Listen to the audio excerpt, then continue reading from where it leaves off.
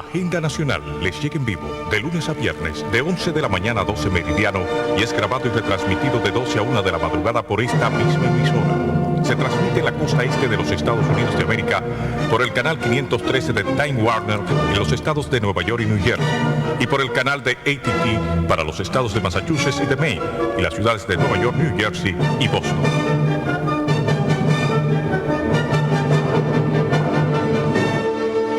Dominicanos en todo el territorio de la República y en ultramar en la costa este de los Estados Unidos de América e igualmente a todos sus habitantes de habla hispana. Hoy, martes 10 de septiembre del año 2002, les traemos otra edición de Agenda Nacional.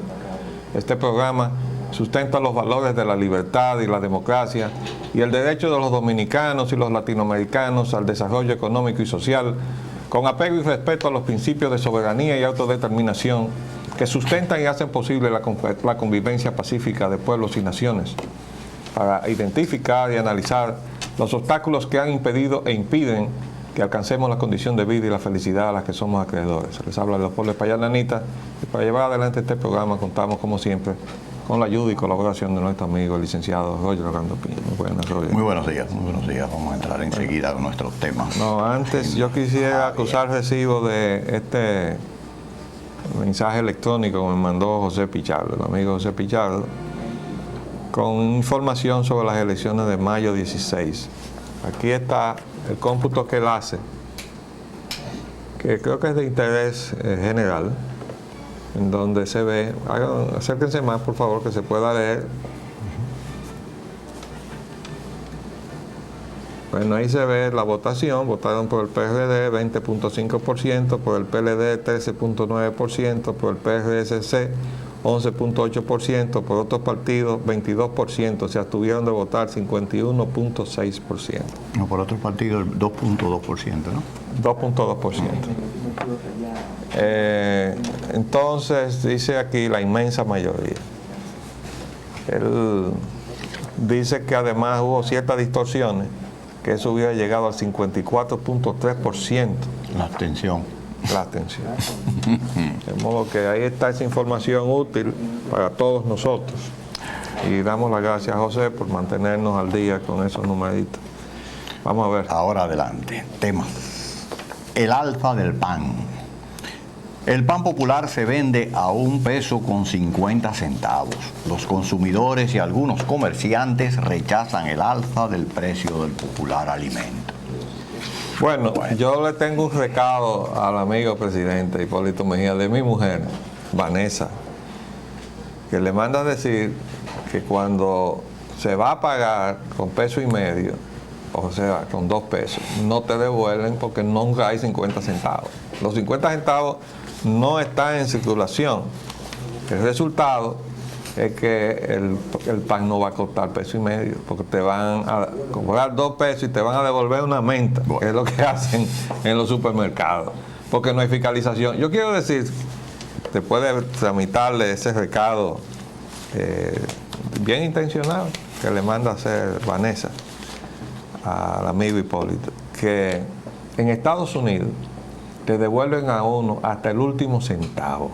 Donde quiera que uno va, usted paga y si tiene que devolverle 27 centavos, le dan hasta el último centavo de dólar. Eso sí, un centavo de dólar son 18 centavos de aquí, 20 centavos.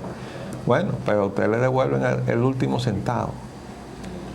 La responsabilidad de que aquí tengamos una moneda devaluada de esa manera es nuestra, por habernos doblegado a la imposición de un modelo económico que nos condena a la devaluación. Y no nos acabamos de dar cuenta de eso. Todavía queremos seguir montados en la economía de servicios. No entendemos que eso es lo que nos ha estado empobreciendo. Bueno, le hablamos al pueblo para ver si algún día entonces el pueblo, entendiendo lo que los políticos no quieren entender, se sacuden o nos sacudimos todos nosotros de los políticos que no quieren entender. Tenemos que cambiar ese modelo económico. Nos va a llevar a la total inanición, o sea, la muerte por hambre. Otro tema de los muchos que nos acogota. No, quería decir que, como dice aquí, que los consumidores y algunos comerciantes rechazan el alza del precio del popular alimento, hay que agregar que también el presidente dijo que se oponía. Que se oponía y también dijo otra alternativa, que comieran víveres. Sí, pero mientras tanto, la Secretaría de Industria y Comercio no ha hecho absolutamente nada y también nos mantiene a los consumidores como tales totalmente desprotegidos, y eso no es parte de las reglas del mercado. En las reglas del mercado hay dos partes: oferta y demanda. La demanda somos nosotros los consumidores. Entonces, para que pueda haber una relación adecuada en el mercado, tiene que conjugarse la oferta y la demanda. No puede estar todo del lado de la oferta, porque terminamos extinguiendo la demanda y hasta ese día habrá oferta. Entonces se va a caer todo, ¿no? Entonces vamos a ver cómo nivelamos eso, que eso está pendiente ahí todavía en el Congreso, de todas las cosas que se desprendieron de la OMC o la Organización Mundial de Comercio. El código, la parte del código que concierne a la protección del consumidor está ahí, enchonclado en el Congreso Nacional. El tema de los haitianos vuelve de nuevo. Tráfico humano. El padre Ricuá denuncia que en 8 meses entran 30.000 haitianos ilegales. Bueno, aquí el día nos trae esa información. Dice, los buscones reciben hasta 150 pesos por cada haitiano que reclutan, dice el cual. Entonces, esta es una situación que ya viene a completar información que habían dado en otros reportajes los periódicos, dándole, por tanto, pauta a las autoridades a que vayan a conjugar ese tráfico, porque indudablemente que existe. Ahora hubo un cambio de mando en el Ejército Nacional y nosotros esperamos que el nuevo jefe de Estado Mayor del Ejército, el general Díaz Morfa, dicen que Covita Nueva va re bien. Nosotros esperamos que él vaya más allá de simplemente ser Covita Nueva, y como el primer paso que él dio fue visitar la frontera, que apriete la clavija de los contingentes que están responsabilizados de vigilar la frontera, porque no es posible que por ahí estén pasando y que contrabando hasta de arroz. Y si la responsabilidad no es de las custodias militares de la frontera, entonces que vamos a poner claro que eso viene autorizado por el gobierno, porque una de dos: o está autorizado o no puede pasar por la frontera. Si no está autorizado, no puede pasar por la frontera. ¿Y cómo es posible que si nosotros tenemos aquí problemas de la producción que se le está quedando en la mano a los arroceros, entonces estemos dejando pasar un arroz que le mandan como ayuda al pueblo haitiano, entonces lo vengan a vender aquí? ¿Claro? Vamos a ver. Vamos a ver. Crítica situación del agro dominicano. Por ahí va. Espacio pagado. Hablan Constanza y Tireo, productores de hay un comunicado agrícolas dirigido al presidente de la República en todo un espacio de arriba abajo, una página entera del periódico El Caribe. Dice arriba, hablan Constanza y Tireo, y hay que agregar que ahí hablan todos los productores, porque antes de hablar de ellos hablaron los productores de leche, porque nada menos que en el desayuno escolar le estaban importando leche. Y también tienen problemas los arroceros. Los arroceros. Con el contrabando de allá, de la línea noroeste. Entonces ahora hablan Constanza y Tireo. Léele ese comunicado. Vamos a leerlo, por sumo agrado. Está dirigido al presidente de la República y al secretario de Agricultura, Eligio Jaques, el hombre de la reelección. El pasado 19 de junio las comunidades de Constanza y Tireo vieron con regocijo la concertación del acuerdo para la comercialización de 65.000 quintales de ajo de la cosecha de ambos valles con la empresa española Grupo A, durante un acto en el que participaron todas las autoridades agropecuarias nacionales. Todos, sin excepción, confiamos en las palabras alentadoras del secretario de Estado de Agricultura, ingeniero Eligio Jaques, de que fruto de la gestión del gobierno del ingeniero Hipólito Mejía, al fin habíamos logrado la comercialización de la cosecha de ajo de nuestras comunidades.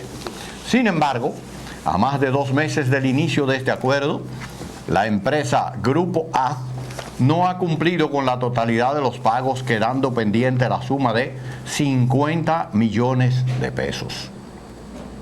Suma esta que la empresa compradora no ha podido honrar debido a la iliquidez en que se encuentra el sector financiero como resultado de las medidas de la contracción económica tomadas por la Junta Monetaria. Otro elemento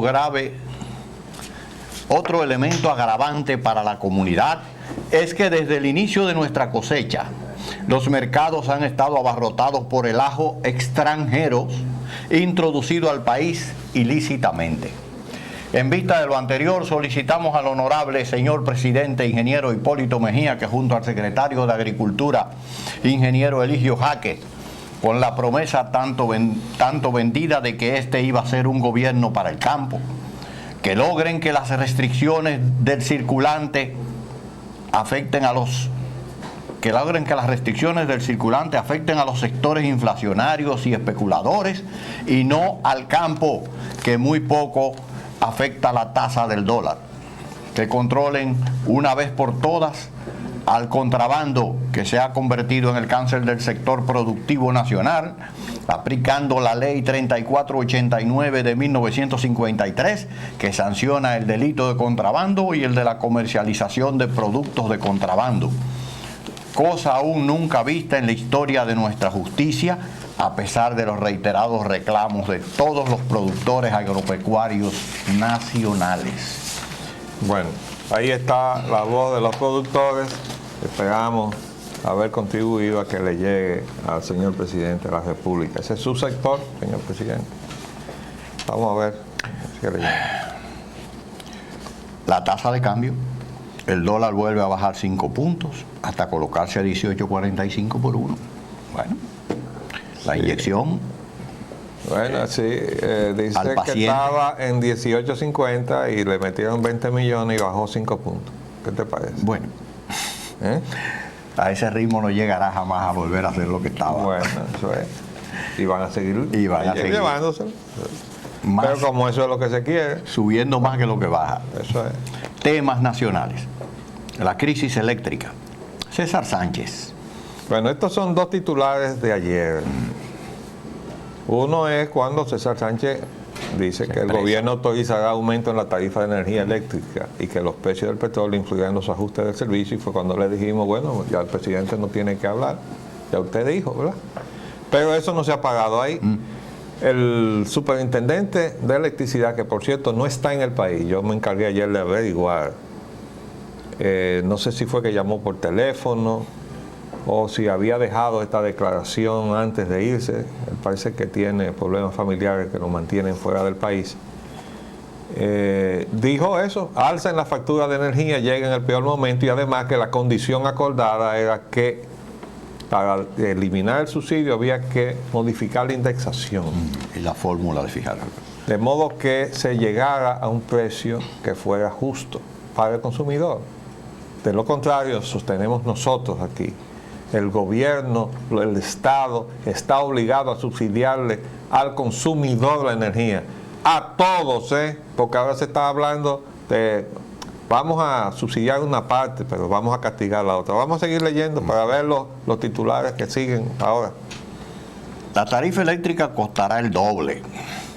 El gobierno fijará una facturación especial para los barrios pobres de la capital. Bueno, entonces yo pregunto, ¿y los barrios del resto del país? Porque dice que es de la capital. ¿Y todos los demás barrios pobres del resto del país? Primera pregunta. Segunda pregunta, ¿y la clase media qué? Esa es la que va a cargar. Porque la clase media ha venido pagando los platos rotos en toda Latinoamérica con el modelito de la globalización neoliberal. La que ha pagado los platos rotos es la clase media. Porque de la clase media ha pasado a los estratos de la pobreza. Eso es lo que hizo crisis en la Argentina. Entonces, ese es un camino peligroso.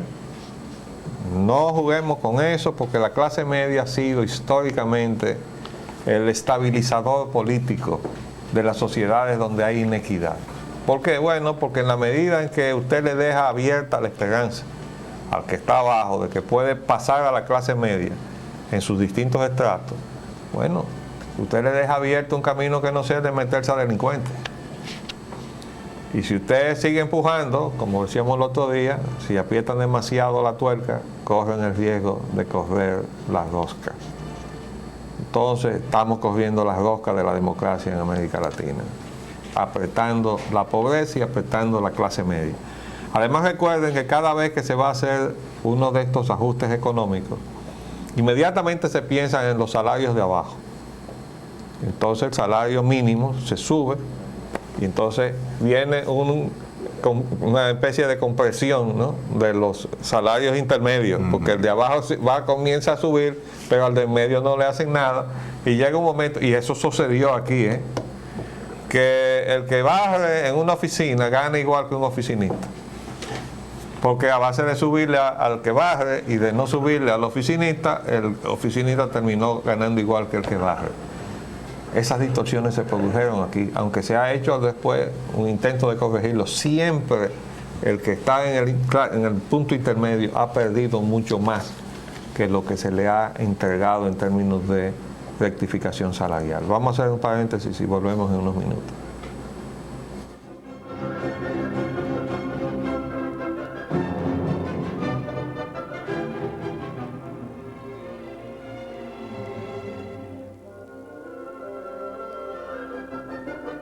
Vamos a seguir leyendo lo que nos dice ahora el señor Manning. Ajá, el inefable Kevin Manning.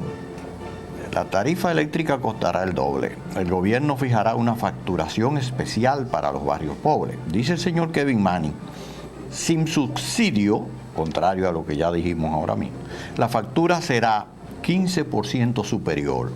La tarifa eléctrica subirá de 15 a 25% cuando el gobierno elimine la indexación. ¿Cuál de las dos cosas es? Bueno. ¿O se duplica o sube el 15? ¿Y quién lo sabe?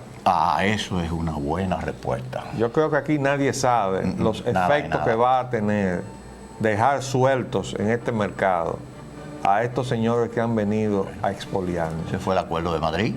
Quiero decir, no, y esto, vamos a seguir leyendo los titulares para que ustedes vean cómo esto va a rebotar en las manos de este gobierno y en particular del presidente Mejía. Síguete leyendo. El gobierno busca reducir impacto al quitar el subsidio. La indexación eléctrica costará 400 millones a los usuarios.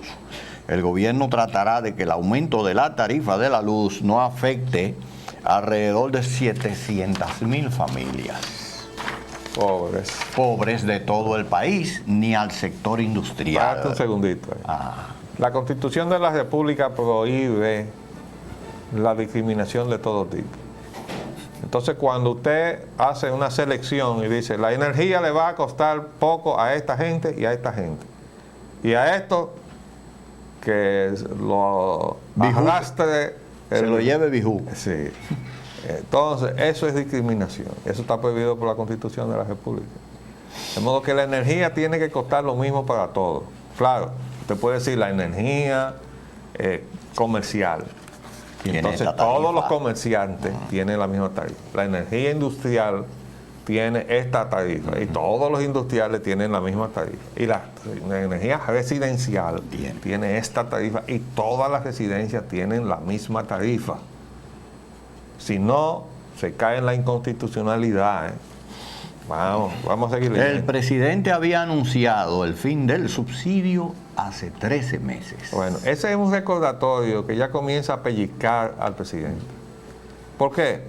Porque, como decíamos ayer, bueno, ¿y el presidente para qué va a hablar? Porque obviamente alguien, o quizás varios de los que están en la comisión, están tirando ya hacia afuera lo que ellos ya han pactado con los señores esos de las distribuidoras y las generadoras, que no han cumplido con nada de lo que estaban comprometidos a hacer, como no han cumplido con nada ni Leonel Fernández ni Antonio Isaconde, que nos metieron en este asunto de la capitalización. Pero vamos a ver por dónde andan ellos ahora.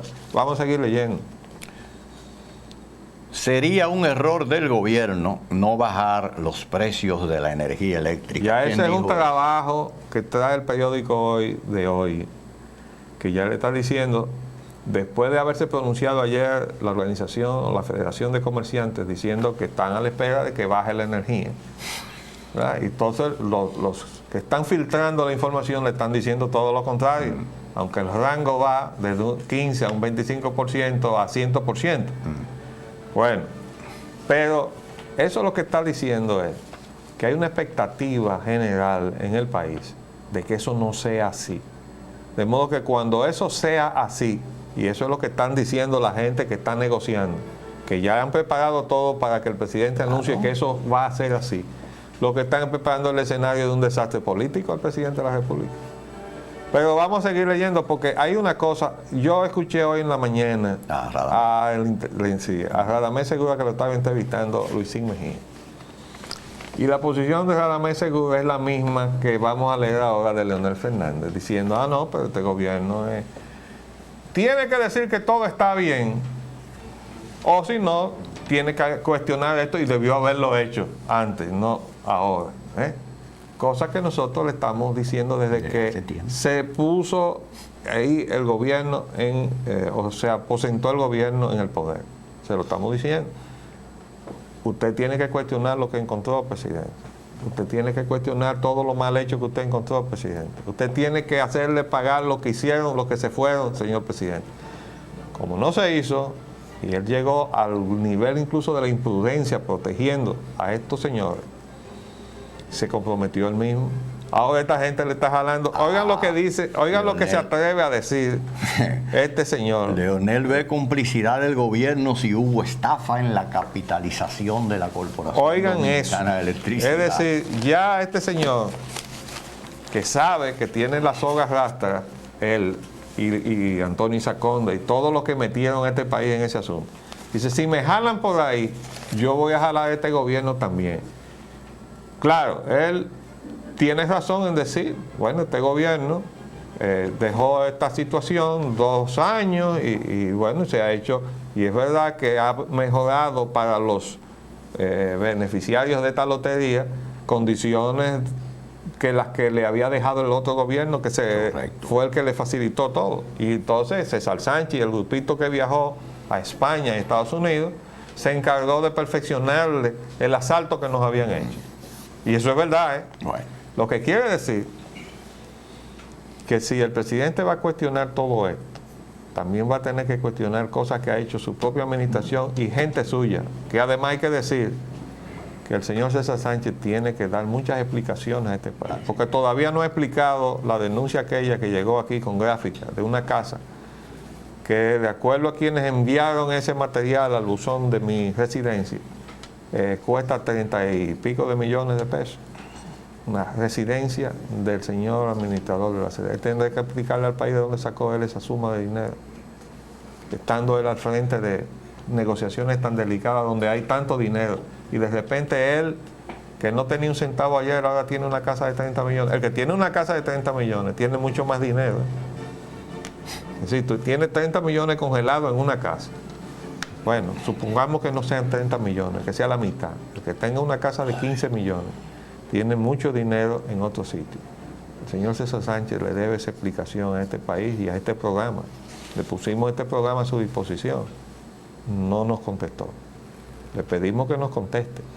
Él le debe esa explicación al país. Sobre todo si le está anunciando las cosas que le está anunciando. Y él está negociando con la gente que tiene todo el dinero de nosotros en su bolsillo, porque eso es lo que está pasando. Entonces, eso está muy mal, Y ahora le están apretando el juego al presidente para cuando hable, pero le están preparando este escenario. Oigan lo que dice el señor Leonel Fernández. El expresidente Leonel Fernández declaró que si hubo estafa contra el Estado en la capitalización de la Corporación Dominicana de Electricidad, CDE, el gobierno ha sido cómplice en los 2 años de su desarrollo por negociar con los privatizadores del servicio energético. Y estaba entre comillas. Si es una estafa y han estado aquí 2 años, las actuales autoridades son cómplices también. Hay una complicidad de las actuales autoridades, puesto que han convivido con ese régimen durante 2 años, comentó. presidente del Partido de la Liberación Dominicana, PLD. Yo no sé por qué se sigue llamando Liberación. Bueno, Alguien decía que era el Partido de la Liquidación. Liquidación Nacional. Entrevistado en el almuerzo semanal del Grupo de Comunicaciones Corripio, consideró que se está politizando el tema de la capitalización de la electricidad cuando se debate de esa manera. O quiere decir que cuando usted hace algo indebido en el gobierno y el gobierno que viene, el que cuestiona lo indebido que usted hizo, inmediatamente está politizado el tema. Y además es una persecución política. Así que viene. Por eso que en este país no se termina de poner las cosas en su sitio y hay una impunidad, una solución de continuidad de la impunidad. De gobierno a gobierno, impunidad, impunidad, impunidad. ¿Verdad? Entonces, claro, la relación de eso es corrupción, corrupción, corrupción. Incrementada. Porque entonces la impunidad trae más corrupción. Dice, bueno, si no va a pasar nada, ¿por qué robarnos 20? Vamos a robarnos 40. Y si no va a pasar nada, ¿por qué robarnos 40? Vamos a robarnos 80. Y todo lo que nos dejen robar. Bueno, aquí dice, emplazó a los empresarios privados implicados en la capitalización del servicio energético a explicar a la opinión pública las inversiones que realizaron en cumplimiento de los contratos firmados con el Estado. O sea, él ya está cuestionando algo que hemos dicho. Bueno, pues señores, estos no han invertido lo que ellos dijeron que iban a invertir, pero ahora se lo está... El que los está acusando ahora es Leonel Fernández. Él está ahora tomando la posición que debió tener el gobierno, pero lo está tomando él que hizo todo este lío. Él, porque él fue el que se hizo responsable de haber puesto ahí a Antonio Isaconde para que hiciera lo que hizo con el respaldo, desde luego, de todos los partidos, porque ahí estaban todos. Ese es lo que nosotros hemos llamado la conchupancia de tres. Chuparon los tres partidos. Y claro, atendiendo a una regla incuestionable de la mafia, repartieron. Porque eso ha sido siempre la sabia directriz de los mafiosos. Ellos se reparten para que convivan, poder convivir en paz. Entonces ahí chuparon todo. Eso es cierto. Después sigue diciendo, afirmó que la capitalización resolvió el problema de generación eléctrica que había en el país, ya que la capacidad actual ronda los 2.600 megavatios. ¿Usted quiere saber cómo es que se hizo eso? Bueno, hemos seguido instalando plantas de generación térmica que no responden al costo más bajo de la generación eléctrica. Sin ningún criterio económico. Eso no, ni técnico. Ni técnico. Porque tú no puedes pedirle pegas al olmo. Por ejemplo, Kevin Manning dijo que él estaba en condición de producir el kilo a 3.5 centavos. ¿Por qué?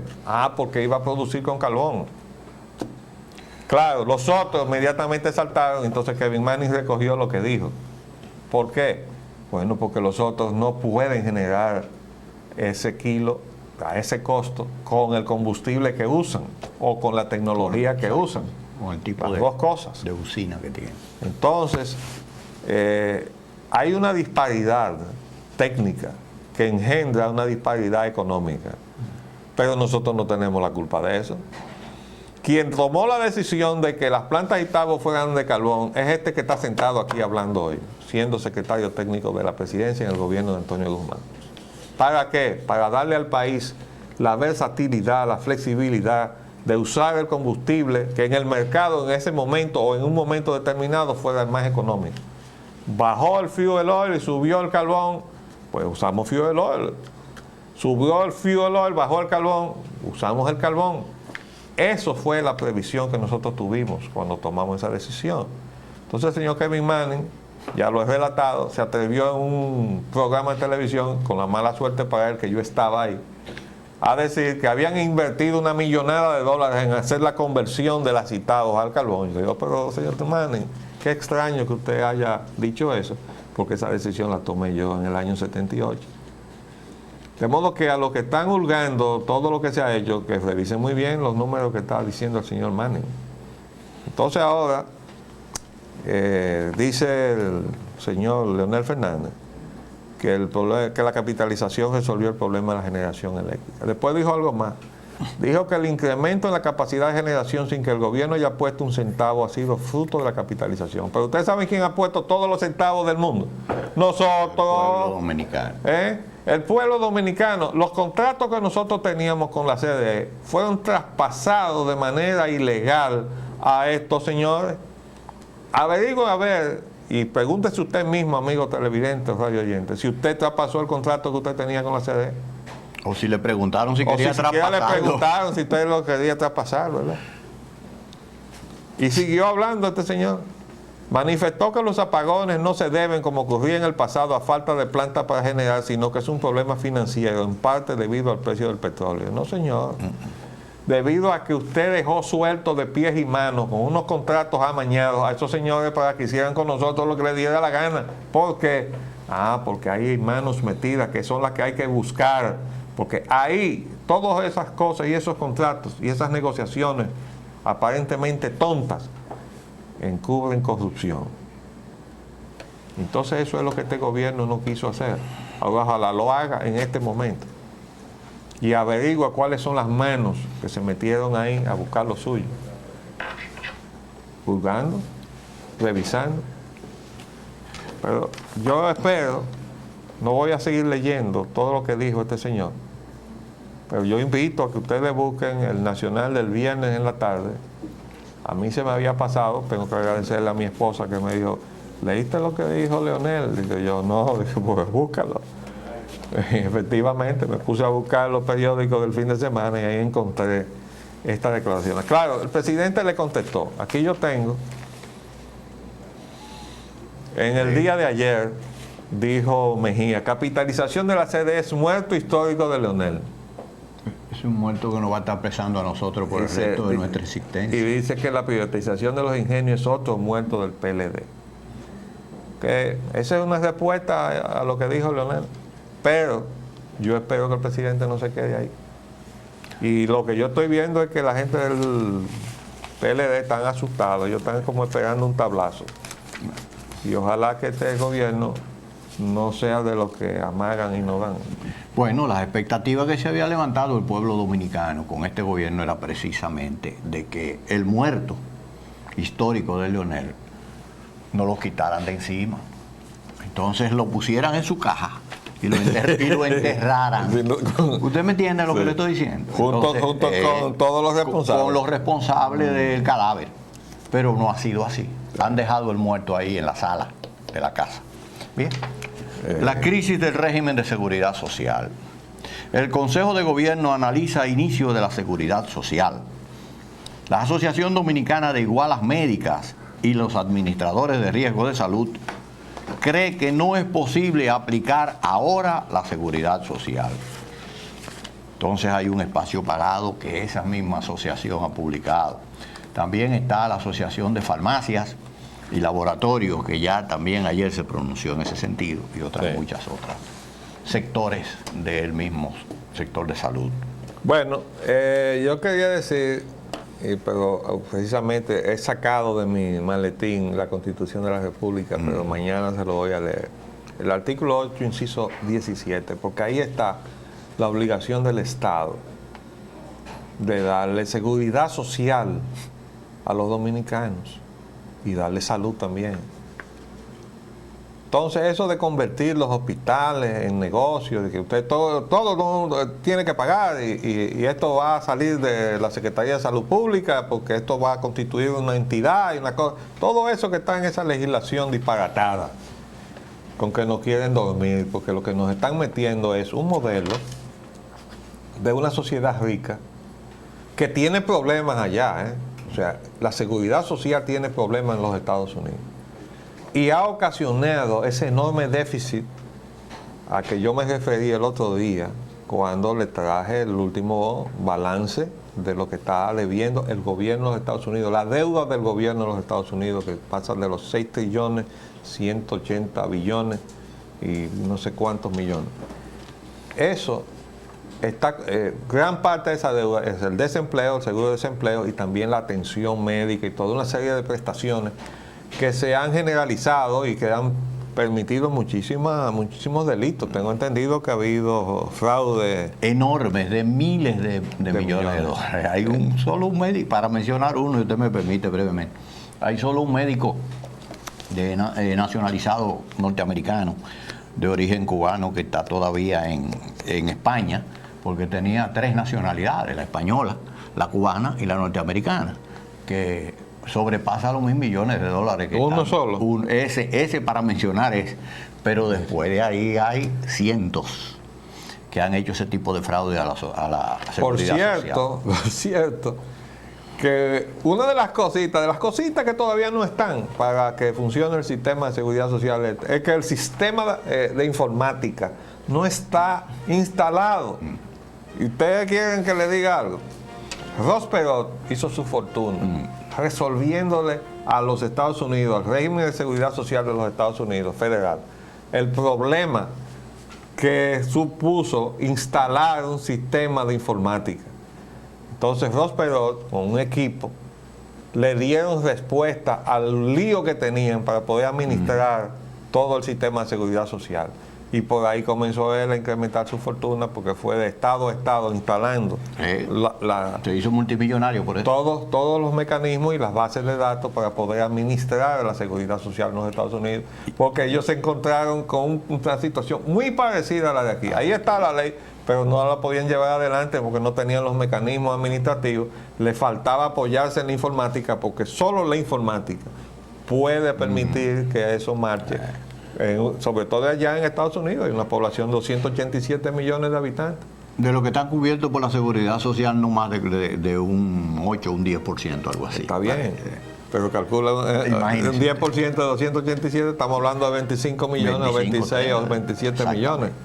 Entonces, para usted manejar eso, si no es con computadora, usted está frito. Bueno, pues con los poquitos que tenemos aquí, también necesitamos computadora. Y esas son las cosas que no están. Se les había quedado, ¿no?, entre la urgencia de hacer las cosas, pero no estaban pensando que si no comenzaban por ahí, el sistema se caía muerto el primer día. Debido a esa deficiencia se facilita precisamente esos fraudes. Claro que sí. También empresas que prestatorias de la seguridad social, como mencionaba, 2 grandes empresas fueron muy cuestionadas y se llegó a condenar en la corte, a Blue Cross y a Blue Shield, nada más y nada. ¿Ah, sí? Sí, señor. ¿Y por qué? Eso pasó hace como ¿pero qué estaban haciendo? 7 o 8 años. O que sobrevaluaban los servicios y los medicamentos que ellos hacían proveer. O sea que cuando los médicos le pasaban una factura, ellos le ponían un overhead. Y al Estado le cobraban el overhead. Y aquella suma eran... Yo quería también hacer una reflexión con relación al fracaso. Yo lo quiero calificar así, de este asunto de la seguridad social. Porque hay una distorsión que se produce con todas estas cosas, de querer concentrar lo que es una acción que requiere la participación de todo el Estado en una entidad. Claro, en este caso no lo han hecho una sola entidad, han hecho 2 superintendencias.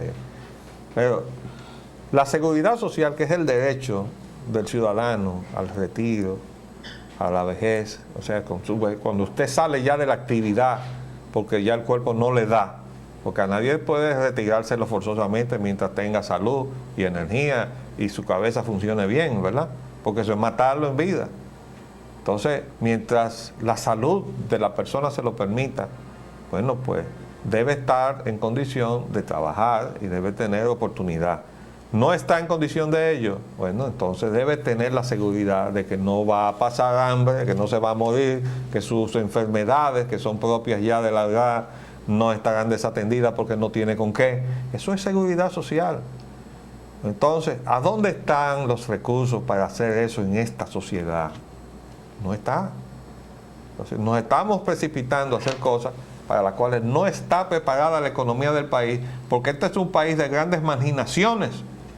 Entonces, si la gente está marginada de la economía, ¿cómo usted va a darle seguridad social a todo ese sector? Al universo. Va a quedar muchísima gente fuera necesariamente. Entonces, todo eso me recuerda también cuando aquí en los años 60, en Latinoamérica, se comenzó a hablar de la reforma agraria. Y todo el mundo comenzó a crear una Secretaría de Estado, un ministerio, aquí creamos un instituto. Y como si la reforma agraria fuera un aparato burocrático. No, es toda una política que abarca todos los recursos y todas las instituciones del Estado. Reforma agraria quiere decir ir al campo y transformar la vida de los dominicanos, en nuestro caso, que viven en el campo, en todos sus aspectos. Pero usted no puede poner entonces un solo ministerio que haga las carreteras en el campo, que haga los puentes en el campo y los canales de riego en el campo, y las escuelas en el campo y los hospitales en el campo. O sea, todo metido en un ministerio de reforma agraria. Eso no puede ser. Es todo el gobierno que tiene que emplearse en la transformación de la vida del ciudadano, que en este caso reside en la parte rural de nuestros países.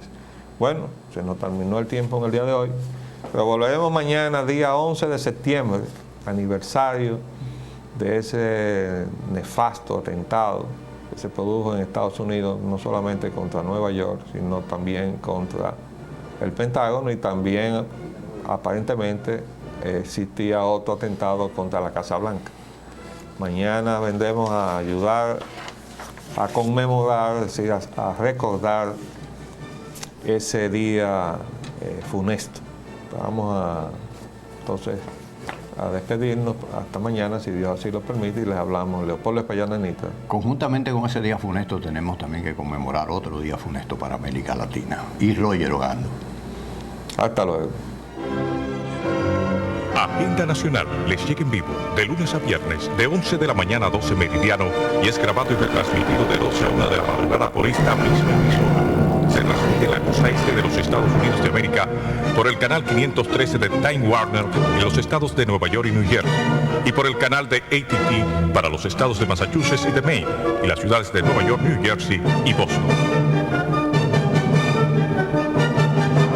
Agenda Nacional les llega en vivo de lunes a viernes de 11 de la mañana a 12 meridiano y es grabado y retransmitido de 12 a 1 de la madrugada por esta misma emisora. Se transmite en la costa este de los Estados Unidos de América por el canal 513 de Time Warner en los estados de Nueva York y New Jersey, y por el canal de AT&T para los estados de Massachusetts y de Maine y las ciudades de Nueva York, New Jersey y Boston.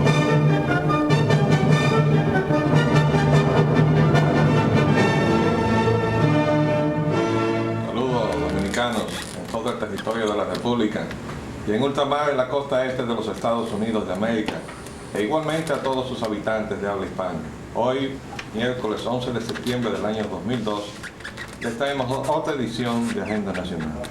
Este programa sustenta los valores de la libertad y la democracia y el derecho de los dominicanos y los latinoamericanos al desarrollo económico y social, con apego y respeto a los principios de soberanía y autodeterminación que sustentan y hacen posible la convivencia pacífica de pueblos y naciones, para identificar y analizar los obstáculos que han impedido e impiden que alcancemos la condición de vida y la felicidad a la que somos acreedores. Es saber Leopoldo Espaillán Anita, y para llevar adelante este programa contamos como siempre con la ayuda y colaboración de nuestro amigo, el licenciado Roger Ogando. Buenas tardes. Buenos días, Leopoldo, ¿cómo estás? Bueno, hoy vamos a tener un programa especial. Es un programa tan especial que comenzamos sin el micrófono.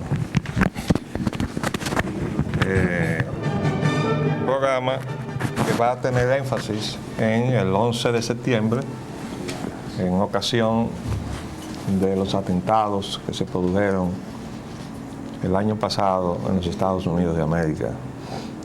También en esta misma fecha, pues, hay que recordar el golpe de Estado de Chile. Roger pensaba que se nos había olvidado.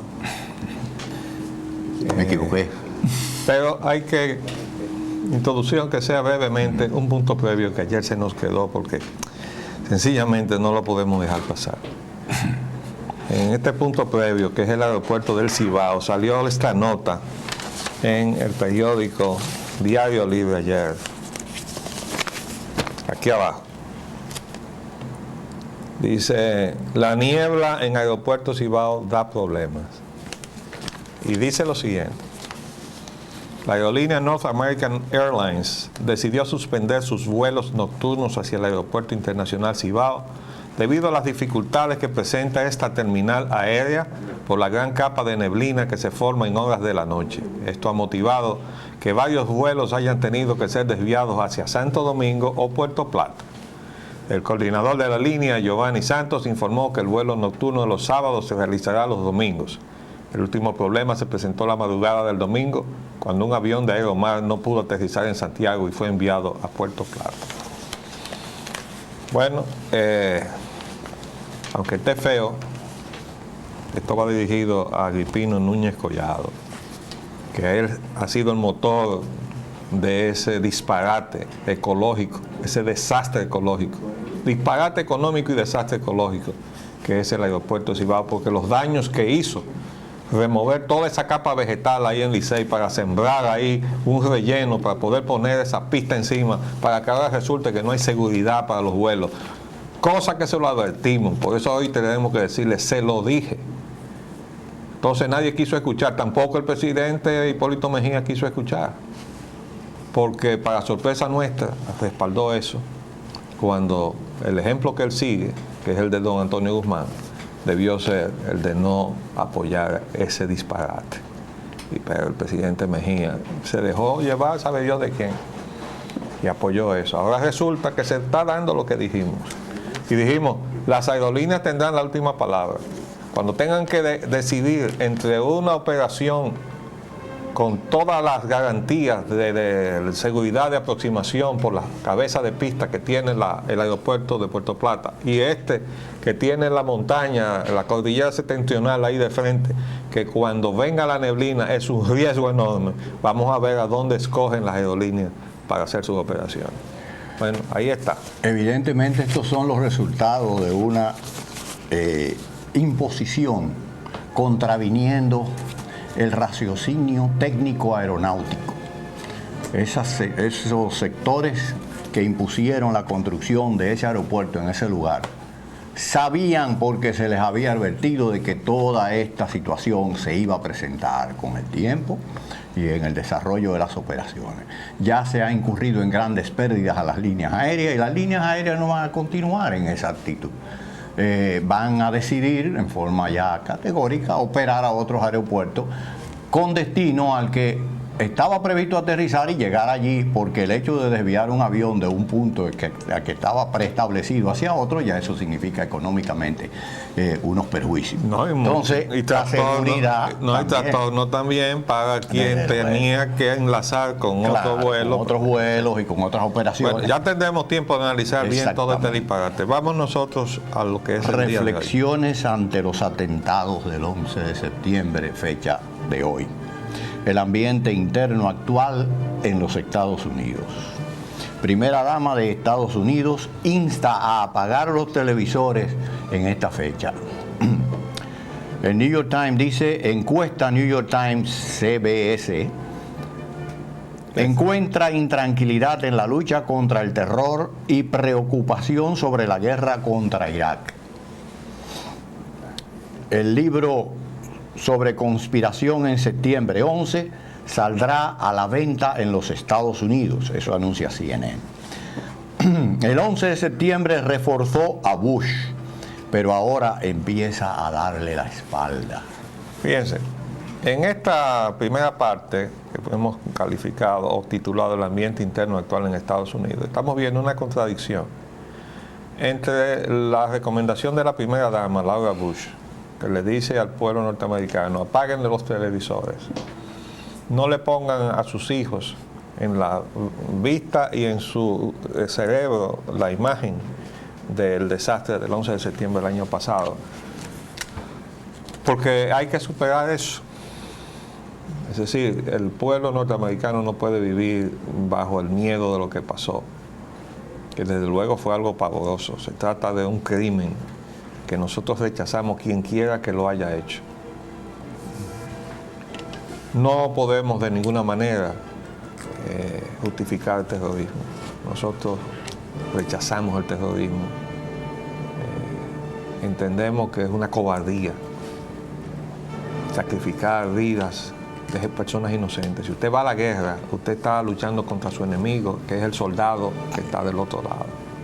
Él está uniformado y tiene un arma para matarlo a usted. Y usted está uniformado y tiene un arma para matarlo a él. Esa es la guerra. La guerra que algunos quieren en Estados Unidos y otros no quieren. Y precisamente ha habido reflexiones de las cuales nosotros tenemos que hacernos ecos, nada menos que de los generales, es decir, los veteranos, los que saben lo que es la guerra. Y uno de ellos dijo, es muy extraño que los generales estemos todos de acuerdo en que no queremos la guerra. Y los que nunca han disparado un tiro nos quieren llevar a la guerra. Bueno, ese es la disyuntiva en que está ahora mismo el pueblo norteamericano frente a las iniciativas de su gobierno. Pero la primera dama quiere que su pueblo y sus jóvenes, sus niños, escapen al temor, pero el gobierno de su esposo está dando todos los días una alerta. Ahora mismo Estados Unidos está bajo una alerta. En algunos periódicos la califican de la alerta máxima, pero en realidad, de acuerdo a la información que yo saqué del internet, se trata de la alerta naranja, que es la que está inmediatamente debajo de la alerta roja, que ya es la última. Ahí ya es cuando se está avisando un ataque. Alerta roja. Bueno, no estamos en alerta roja, pero la prensa le gusta poner lo suyo. Entonces dice que está en alerta máxima. Bueno, dejemos ahí en alerta máxima, pero aclaremos que no se trata de un ataque inminente, sino de una precaución. Ahora bien, aquí se anuncia la circulación de un libro que es de un autor francés. Estaba supuesto a comenzar a circular en Estados Unidos a fines del mes pasado, o sea que ya debe estar circulando. Voy a tratar de conseguirlo. Queremos decir de antemano que la tesis que tiene de que no hubo tal avión en el impacto contra el Pentágono y una serie de cosas que dice, bueno, tendrá que ser muy bien fundamentado para que uno lo pueda creer. No decimos que no, pero uno no puede creer que todo el sistema de defensa de los Estados Unidos haya fracasado de esa manera tan inexplicable. Y esas son de las cosas que se deben poner en claro con esta investigación que inició el Congreso, se supone.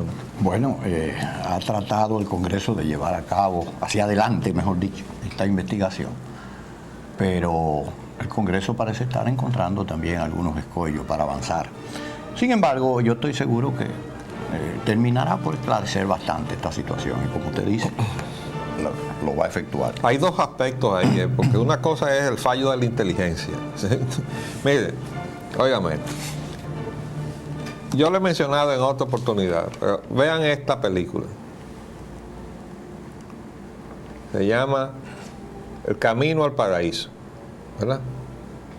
Esto es una edición, míralo ahí, de HBO, que es una de las principales productoras de programas para la televisión de los Estados Unidos. Este no es un programa, es una fílmica hecha de esa. No, hay muchos productores independientes que producen muchísimas cosas. Bueno, y esto está respaldado por HBO. ¿Qué es esto? Esta es la crónica del atentado del 1993.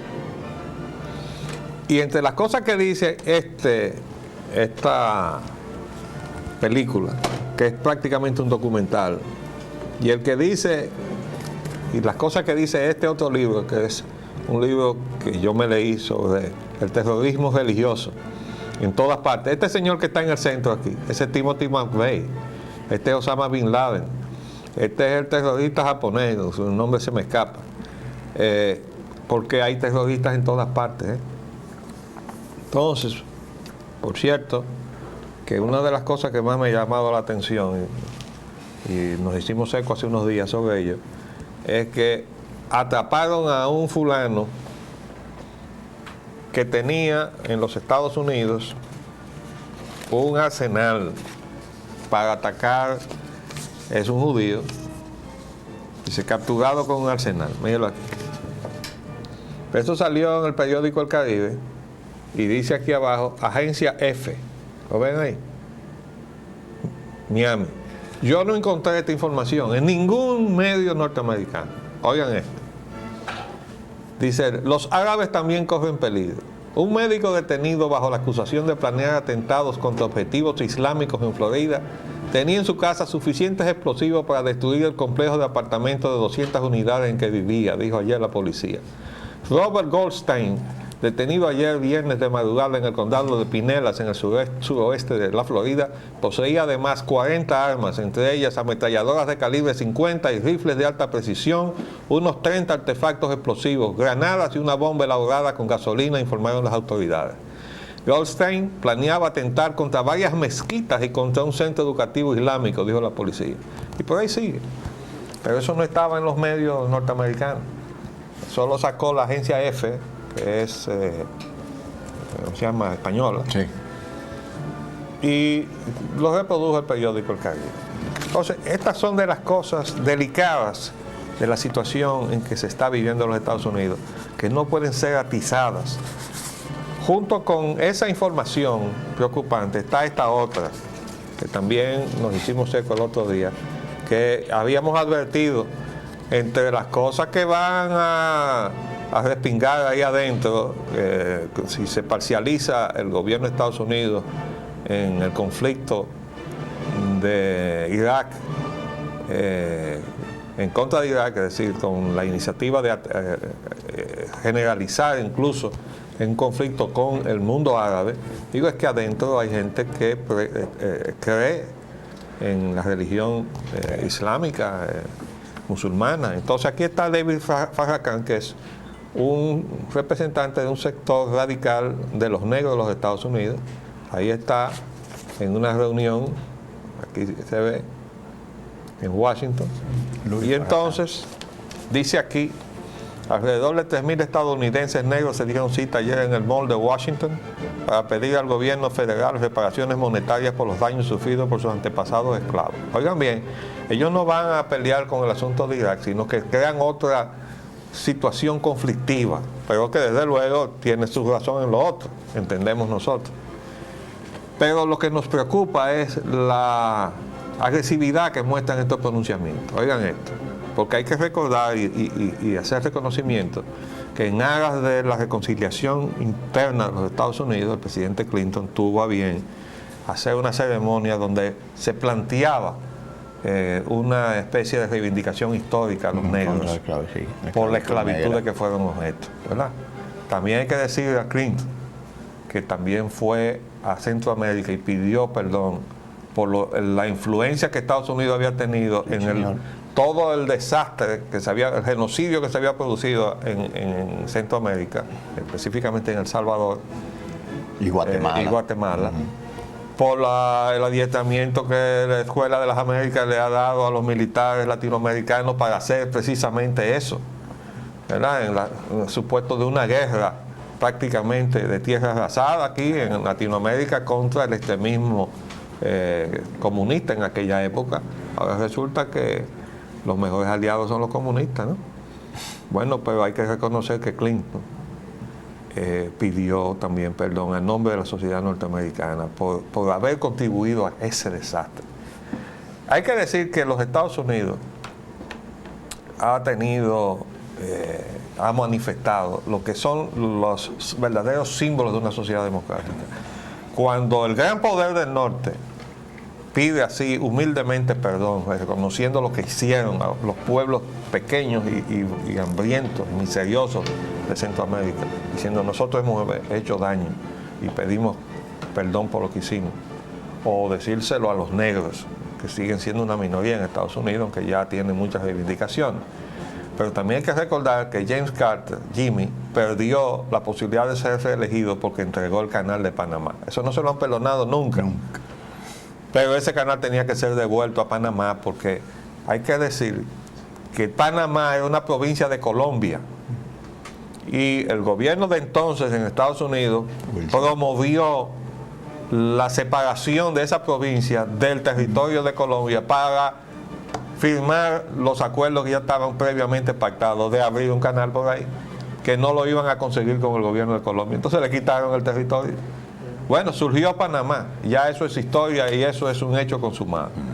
Pero había que devolverse entonces a Panamá, y Panamá se pasó muchos años luchando para que se le reconociera su soberanía sobre ese canal que estaba en medio de su territorio. Entonces al presidente que lo entregó le han dicho de todo, ¿no?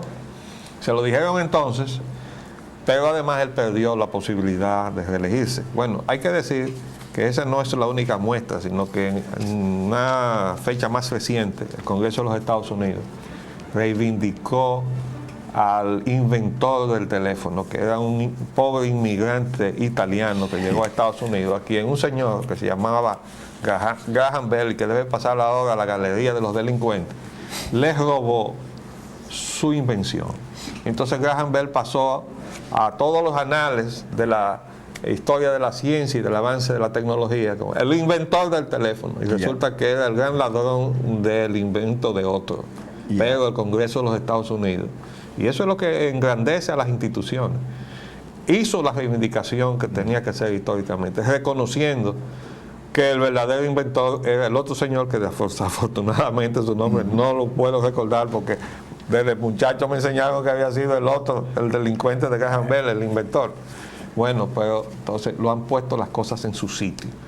Eso es lo importante. Lo que Estados Unidos no puede perder es que por efectos de los atentados, repito, sea quien sea que los haya hecho, Estados Unidos no pueden dejar de ser lo que simbolizan ser desde el punto de vista de la libertad y la democracia.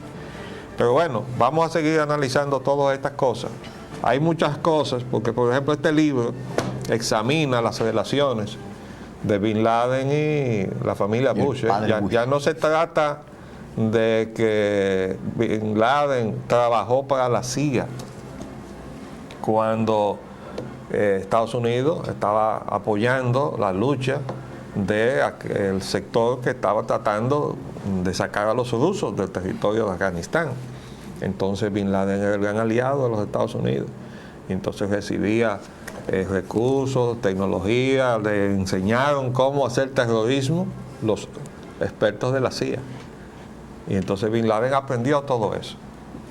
Ahora, la pregunta que uno se tiene que hacer en este momento no es si Bin Laden fue el autor o no de esos atentados, porque todavía hoy, ayer, anteayer, estaban sacándonos unas grabaciones para demostrarnos que es verdad que fue él. No vamos a admitir que fue él. No ha aparecido, se aplastó a un país, Afganistán, y Bin Laden ahora resulta que está por ahí, se le fue, y aquello es un fiasco desde el punto de vista de lo que le habíamos dicho. Usted no puede librar una guerra convencional contra una guerra no convencional. Si con un enemigo que está aquí y ahorita no está, usted no puede movilizar todo su aparato o su aparataje militar como si usted estuviera de frente a otro ejército. Usted no tiene de frente a otro ejército. Bueno, el resultado está aquí. Ahora Bin Laden no aparece, pero ahí están todos los muertos, incluyendo algunos soldados que fueron víctimas del llamado friendly fire. Sí. No es así. Entonces, y que fueron bajas colaterales también, vieron civiles y de todos ahí. No, ese es el aplastamiento de la población de Afganistán. Ese ha sido precisamente una de las razones que se atribuye el que se esté reaccionando hoy en día de la forma en que se está. El haber caído ya en la frustración de no haber sido capaces de poder atrapar a Bin Laden. Entonces ese fracaso está llevando a extender y otras razones adicionales de orden político, de orden económico, de todo tipo, a llevar a cabo la nueva iniciativa que se ha puesto a... Pero el asunto es que ese libro plantea que la familia Bin Laden, la Bush, estuvieron asociados en negocios. Es decir, ¿cuál es el motivo por el cual Bin Laden se hizo enemigo de los Estados Unidos? Eso es lo que hay que juzgar, porque que el hombre está preparado para hacer cualquier desastre, eso no lo niega nadie. Además es ingeniero, no es tampoco un patán que salió de abajo de una piedra allá en Afganistán. El individuo está formado en Occidente, tiene una formación de ingeniero. Y entonces, pero resulta ser que ese señor era aliado antes y ahora es enemigo. ¿Por qué? Pero también pasa lo mismo con Saddam Hussein. Fue aliado antes, cuando tenía que enfrentarse a Irán. Fue armado hasta los dientes por los Estados Unidos y por Occidente. Y muchas de las cosas, incluyendo esas armas químicas, fueron provistas y vendidas por el Occidente. Y hay una película, que esa no la tengo yo, que se llama, el título es más o menos De una nación agradecida, y es un testimonio. Realmente el guión de la película es todo lo contrario, es diciendo cómo Estados Unidos le pagó mal a los soldados que envió a la tormenta del desierto y fueron víctimas de unos fenómenos que atacaron a los soldados y a su familia.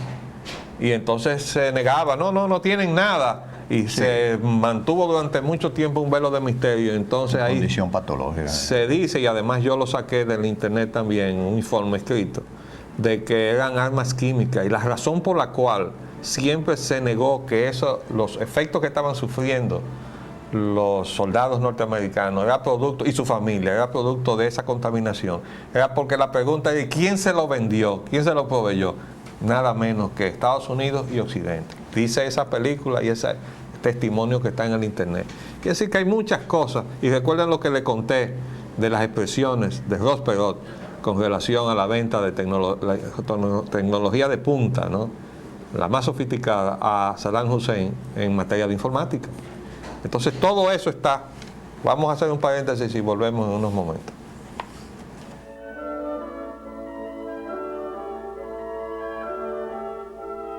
Revista entonces las medidas defensivas que están en este mismo momento o en los días anteriores viéndose en los Estados Unidos. El presidente Bush y el primer ministro de Canadá, Chrétien, hablan sobre la seguridad de la frontera entre Estados Unidos y Canadá y otros temas más, porque eso no fue lo único. Está tratando de persuadirlo de que lo apoye en su asunto. Y le dijo que no. Estados Unidos en alerta alta en la víspera del 11 de septiembre, eso fue ayer, sí. Estados Unidos sube el nivel de la alerta de terror. Aviones cazas escoltan aviones a alejarse del rancho de Bush. Despliegan sistemas de defensa aérea en torno al Distrito de Columbia, eso es en Washington. Avión jet privado es obligado a aterrizar en Charlotte, por otro casa, Carolina del Norte, por otro avión de guerra norteamericano. Intruso dispara alarma en depósitos de armas químicas en Utah. Yo hice una nota aquí que dice, los demás medios, eso salió en New York Times no trajeron nada sobre este hecho, por lo menos yo no lo pude encontrar. Incluso CNN, que lo transmitió por televisión, pero en su edición periodística no tenía el recuento del asunto.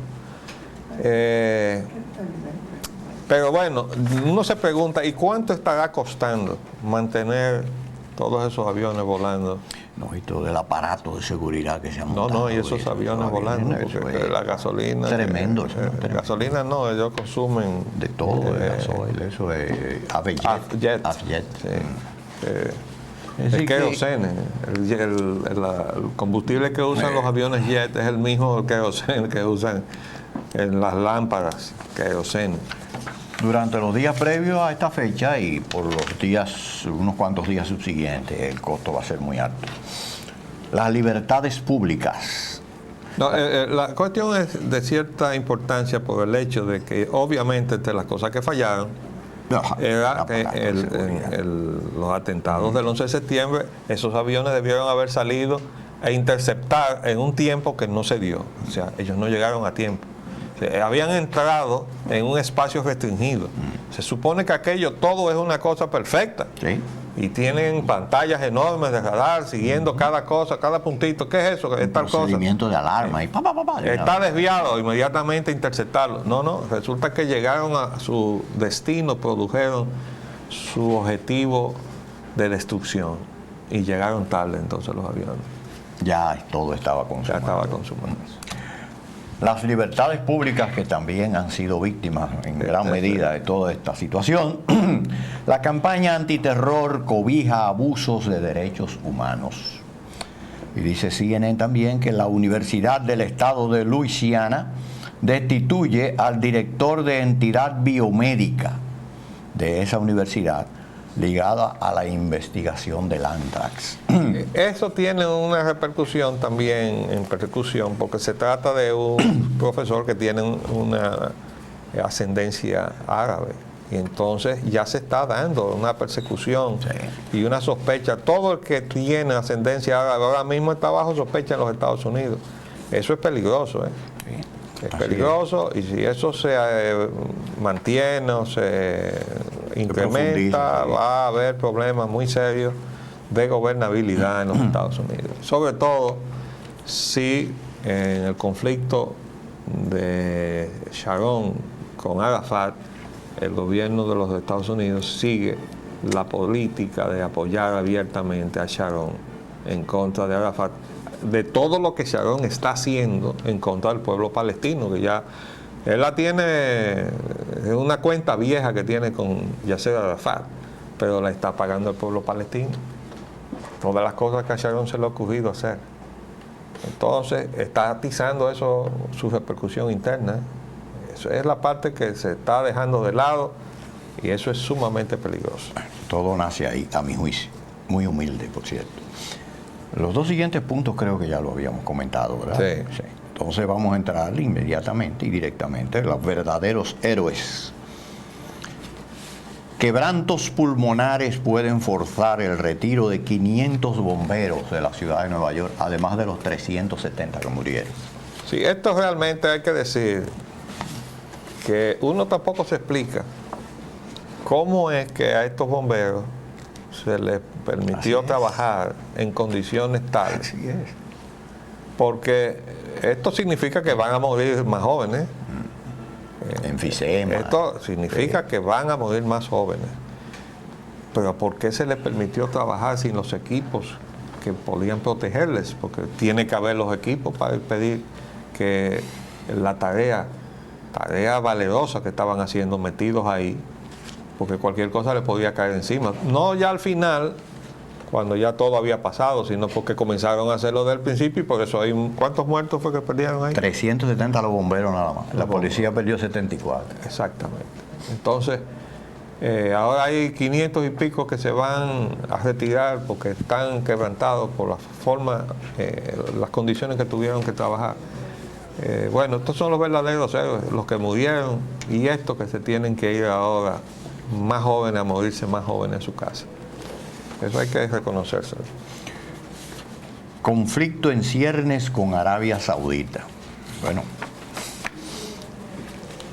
analista que llamó malvada a Arabia Saudita renuncia a un think tank que es la Rand Corporation. Es una institución de análisis de todo tipo. Esa es una institución muy vinculada al Pentágono. Sí, muy vinculada al Pentágono y muy conservadora. Sí.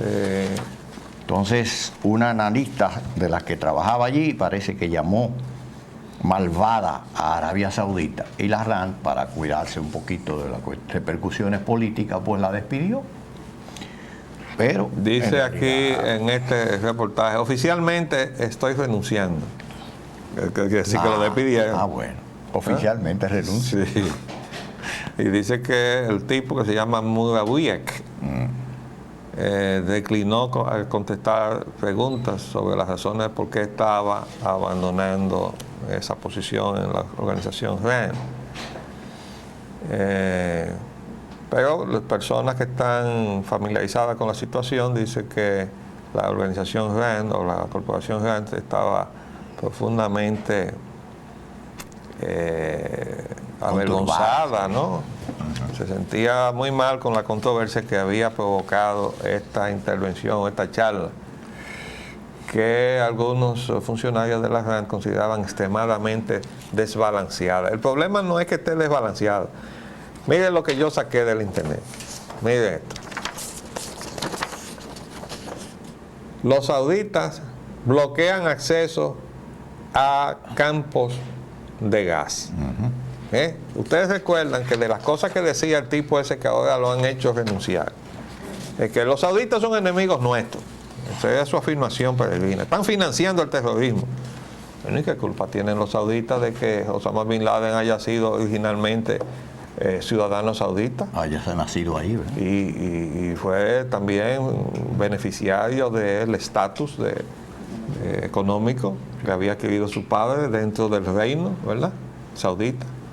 Bueno, pero el reino saudita le quitó la ciudadanía saudita precisamente a Osama Bin Laden. Que ellos no se la quitaron a Timothy McVeigh. No, que el asunto es que lo que este señor estaba proponiendo era que Estados Unidos se incautara de todos los bienes árabes en los Estados Unidos.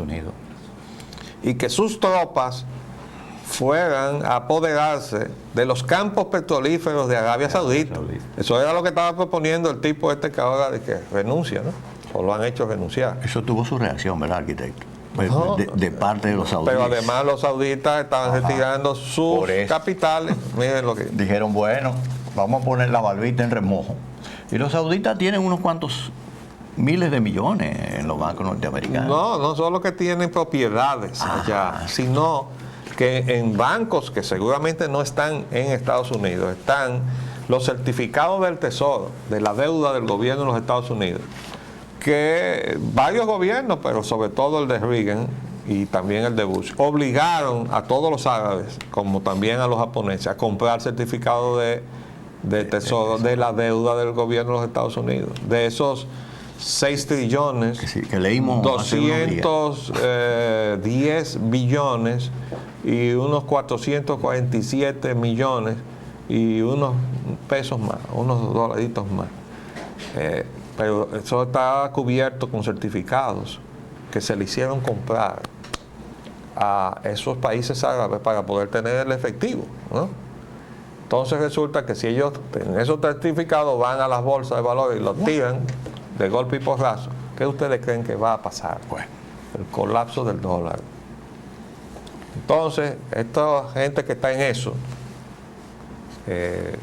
no le quiero calificar de que no están en sus cabales, porque yo sí creo que están en sus cabales, pero nos quieren llevar al mundo en un desastre. Y si no, ya le hemos dicho, traten de verse la película Rollover del año 1981, que trata precisamente de eso, de las consecuencias de si el mundo árabe retirara de golpe y porrazo todo su dinero de los Estados Unidos.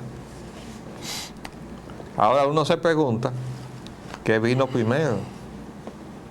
Si la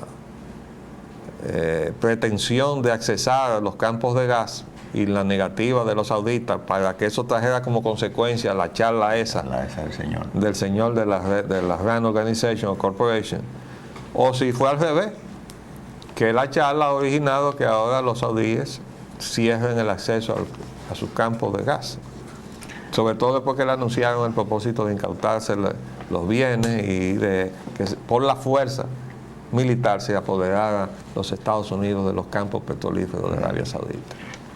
Una iniciativa bastante nefasta. Bueno, vamos a ver qué sucede.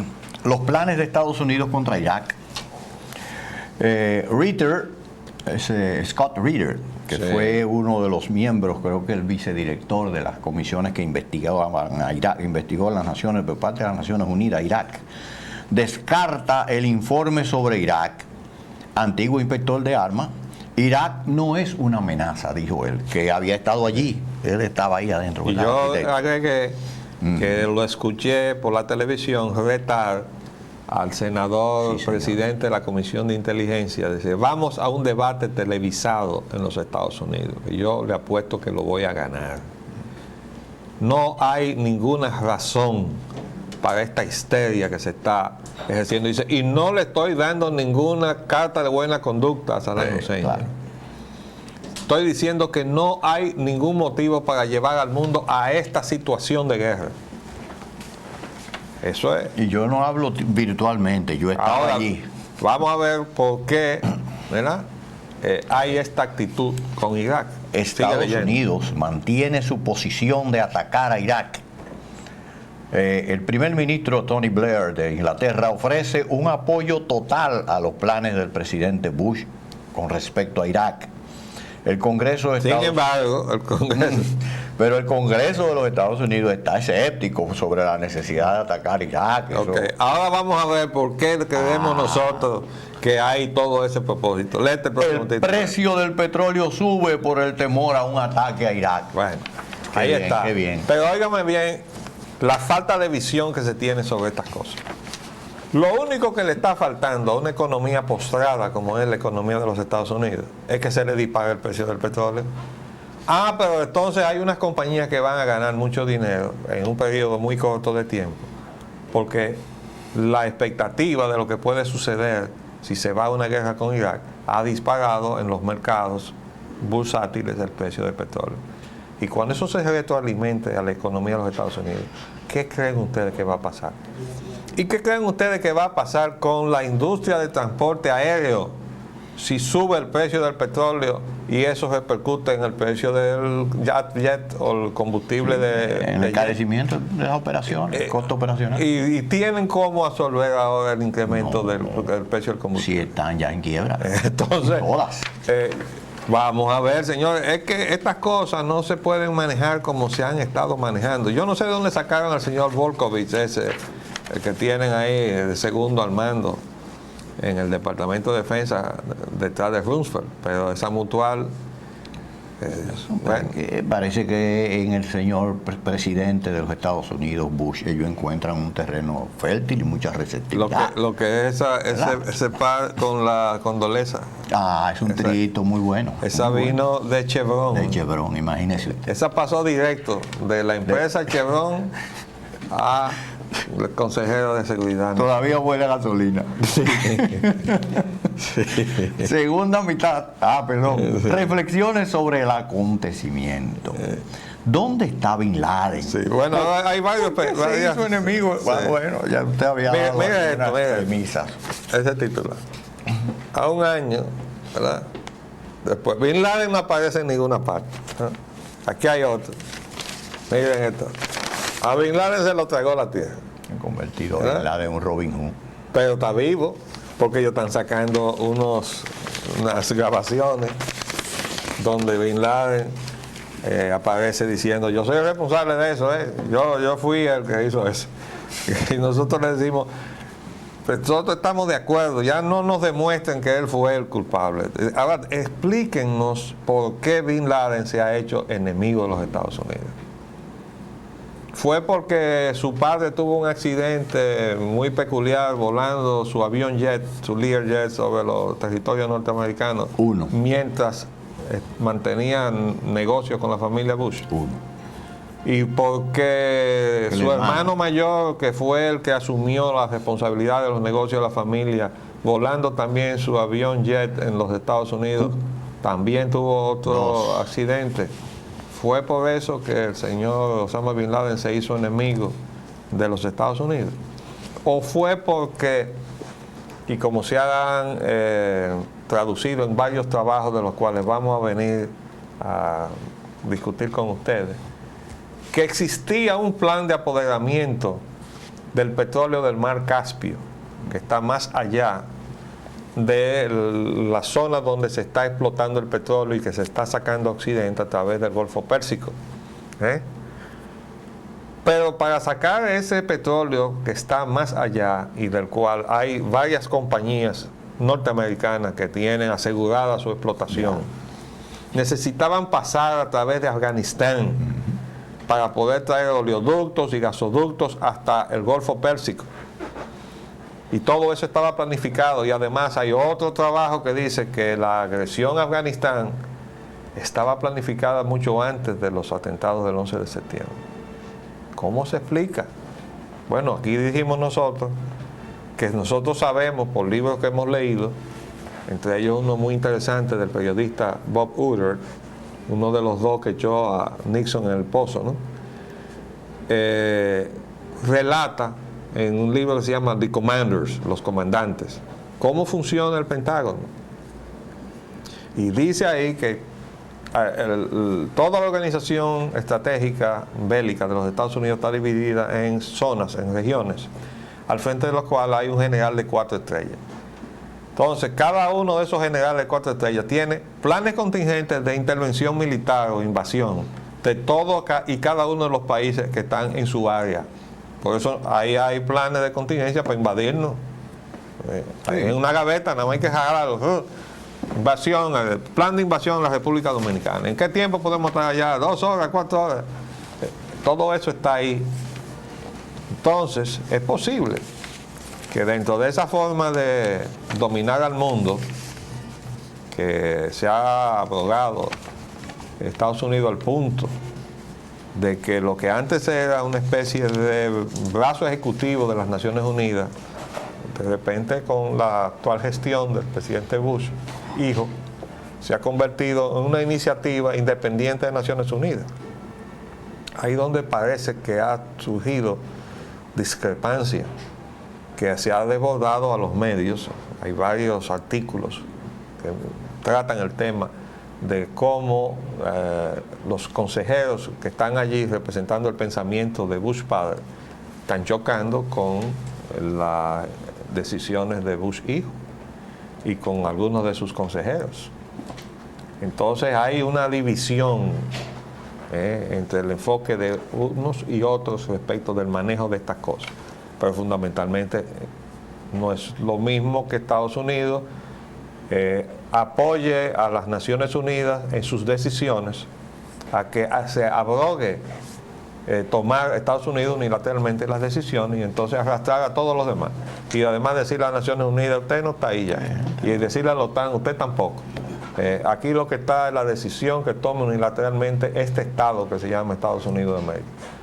Y decíamos y comentábamos que esa era la posición más débil, más vulnerable y más peligrosa para los propios intereses de los Estados Unidos. Pero lo que es peor es que niega las esencias democráticas que debe y está obligado a sustentar en todo momento los Estados Unidos.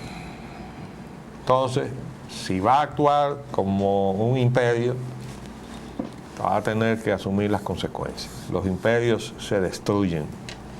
Todos los imperios históricamente han desaparecido. Entonces, vamos a ver cómo los que dentro de la propia sociedad norteamericana reflejan el pensamiento y los ideales de la democracia y de la libertad, se oponen a la pretensión de que se imponga ese tipo de pensamiento totalitario, porque está totalmente reñido con la cultura y la idiosincrasia del pueblo norteamericano, que ha crecido al amparo del pensamiento de todos los fundadores de la nacionalidad norteamericana, que es totalmente contrario a eso. Entonces, hay una situación que exige grandes definiciones. Y el día de hoy es un día muy propicio para reflexionar. El Papa Juan Pablo dio su mensaje, le ofreció al mundo su consejo de que debía irse en búsqueda de una conciliación, donde él dice que el terrorismo generado por el odio, el aislamiento y la desconfianza agrega violencia a la violencia en una trágica espiral que pervierte y envenena a las generaciones sucesivas. Pero también dice el Santo Padre que hay que ir a un compromiso político, diplomático y económico que elimine las escandalosas situaciones de gran injusticia, opresión y marginación que siguen pesando sobre innumerables miembros de la familia humana. Sobre todo eso, hay que decir que hay 2 cartas memorables, de las cuales vamos a leer rápidamente las más cortas, porque no creo que tenemos tiempo para más. Se trata de una comunicación en la cual un obispo, por un lado, Católico, veterano de la guerra de Vietnam, y por otro lado, un oficial activo de la Fuerza Aérea de los Estados Unidos, le dicen algunas verdades. Léete la carta del teniente coronel Butler. El teniente coronel Butler al presidente de los Estados Unidos. Ya es hora de que idiotas conservadores como Steve Kelly y Rod Musgrove reciban una dosis de realidad. Perdón, hay que decir que esa carta no está dirigida al presidente, sino a un periódico que se llama... el Miami Herald. No, Monterrey Herald. Ajá. Desde luego que el presidente Bush sabía de los ataques que pendían sobre América. Él no hizo nada para alertar al pueblo norteamericano porque él necesitaba esta guerra frente al terrorismo. Su padre tuvo a Saddam y él necesitaba a Osama. Su presencia no iba a ninguna parte, su presidencia no iba a ninguna parte. Él no fue electo por el pueblo norteamericano, sino puesto en el despacho oval por una Suprema Corte conservadora. La economía estaba deslizándose en el acostumbrado foso republicano y él necesitaba algo de donde colgar su presidencia. El que ellos acusen a los demócratas de baladíes es risible. ¿No es irónico que Kelly inicie su vacía perorata con una referencia a Mónica Lewinsky? ¿Cuántas personas murieron acaso de Mónica Lewinsky a consecuencia de ello? Y que Musgrove califique las declaraciones de despreciables es otra broma. Es curioso como él se las arregla también para hacer comentarios desdeñosos sobre el presidente Clinton. Admítanlo, Bill Clinton fue un gran presidente. Este tipo de ahora es un chiste. Lo que es baladí y despreciable es que el presidente de los Estados Unidos no le informara al pueblo norteamericano lo que sabía por ventajas políticas. Los demócratas hacen preguntas pertinentes como es su deber de servidores públicos. Steve Butler. Para terminar el programa con este parrafito de la carta del obispo Robert Bowen, teniente coronel veterano de la guerra de Vietnam, voló 101 misiones de combate. Le dice: señor presidente, esta sí está dirigida a Bush, usted no contó al pueblo americano la verdad sobre por qué somos el blanco del terrorismo cuando explicó por qué bombardearíamos Afganistán y Sudán. Usted dijo que somos blancos del terrorismo porque defendemos la democracia, la libertad y los derechos humanos del mundo. ¡Qué absurdo, señor presidente! Somos blancos de los terroristas porque en la mayor parte del mundo nuestro gobierno defendió la dictadura, la esclavitud y la explotación humana. Somos blancos de los terroristas porque somos odiados, y somos odiados porque nuestro gobierno ha hecho cosas odiosas. ¿En cuántos países agentes de nuestro gobierno depusieron a líderes popularmente elegidos, sustituyéndolos por dictadores militares, marionetas deseosas de vender a su propio pueblo a corporaciones norteamericanas multinacionales? Pongan ahí a República Dominicana. Se nos acabó el tiempo por el día de hoy. Vamos a seguir sobre este tema en lo que resta de la semana. Les hablamos Leopoldo Espaillat. Costa este de los Estados Unidos de América por el canal 513 de Time Warner en los estados de Nueva York y New Jersey, y por el canal de AT&T para los estados de Massachusetts y de Maine y las ciudades de Nueva York, New Jersey y Boston.